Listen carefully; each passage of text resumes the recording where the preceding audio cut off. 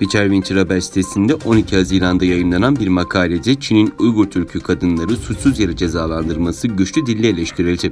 ABD'deki Uygur hareketinin öncülerinden Uygur Türk'ü aktivisti Roshan Abbas tarafından kaleme alınan ve Uygur kadınları cezalandırılıyor, kadın hakları savunucuları onları destekliyor mu adındaki makalede Uygur Türk'ü kadınların toplama kamplarında veya hapishanelerde tecavüze uğradığı, dışarıdakilerin ise Çinlilerle evlenmeye zorlandığı anlatıldı.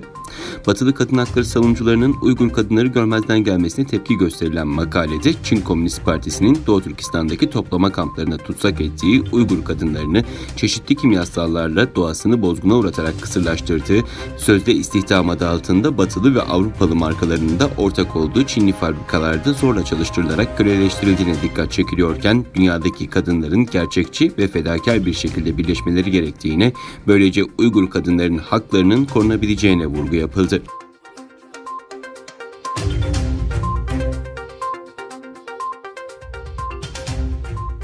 Hindistan'ın kuzeydoğusundaki Ladak bölgesinde Hint ve Çin askerleri arasında çıkan çatışmada yaşamını yitiren Hint askerlerinin sayısı 20'ye yükseldi.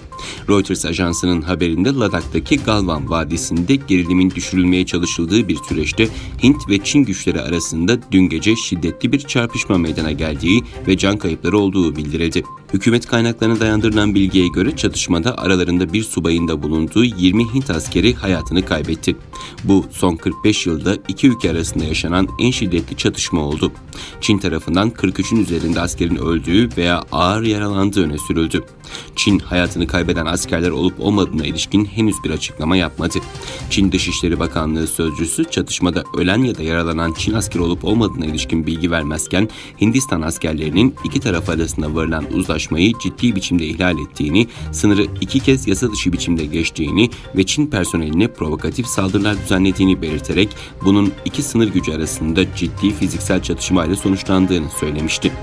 Hindistan Dışişleri Bakanlığı'ndan yapılan açıklamada Çin'in tek taraflı olarak bölgedeki statükoyu değiştirme girişimi sonucunda bu çatışmanın yaşandığı ve her iki tarafında kayıplar verdiği kaydedilmişti.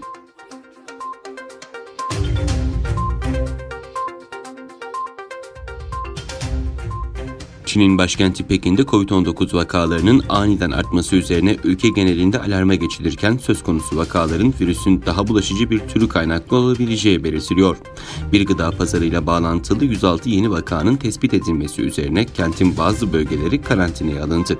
Güvenlik noktaları oluşturuldu ve tespit edilen vakalarda yakın temas olan kişilerin şehirden çıkışları yasaklandı. Çinli yetkililer yüksek vaka sayılarının son derece ciddi olduğunu belirtirken salgında ülke içinde bir ikinci dalga endişesi de sık sık dile getiriliyor.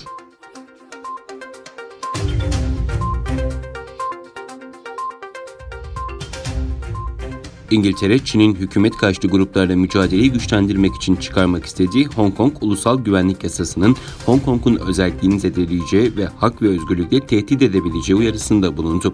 İngiltere'nin Birleşmiş Milletler Cenevre Ofisi nezdindeki daimi temsilcisi Büyükelçisi, İsviçre'nin Cenevre kentinde devam eden Birleşmiş Milletler İnsan Hakları Konseyi'nin 43. oturumunda konuştu. Konseye hitap eden Büyükelçi, önerilen yasanın Birleşik Krallık ve Çin tarafından kabul edilen anlaşmalara aykırı olduğunu savundu. Ayrıca Çin'i Hong Kong'daki kurumlarla iletişime geçmeye davet etti.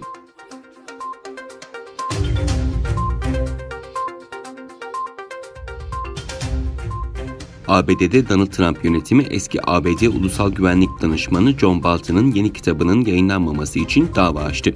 Adalet Bakanlığı, Beyaz Saray'ın ulusal güvenlik açısından gizli ve hassas bilgiler barındırıyor dediği kitabın yayınlanmasını engellemek için John Bolton'a dava açtı. İddia makamı dava dosyasında Bolton, ABD yönetimindeki en hassas ve önemli ulusal güvenlik görevlerinden birine getirilmesi karşılığında ABD ile bir pazarlık yaptı. Ancak şimdi kitabının yayınlanması öncesinde inceleme sürecinin tamamlandığını söyleyip gizli bilginin kamuoyuyla paylaşılması gerektiğine de kendisi karar vererek bu pazarlığı tek taraflı olarak bozmak istiyor ifadelerini kullandı. John Bolton'un kitabının yayıncısı Simon Schuster, Her Şeyin Yaşandığı Oda, Bir Beyaz Saray Hatıratı adlı kitabın 23 Haziran'da piyasaya çıkacağını açıklamış, kitabın Başkan Trump'ın tutarsız ve gelişigüzel karar alma sürecine ilişkin içeriden bir bakış açısı sunduğunu belirtmişti.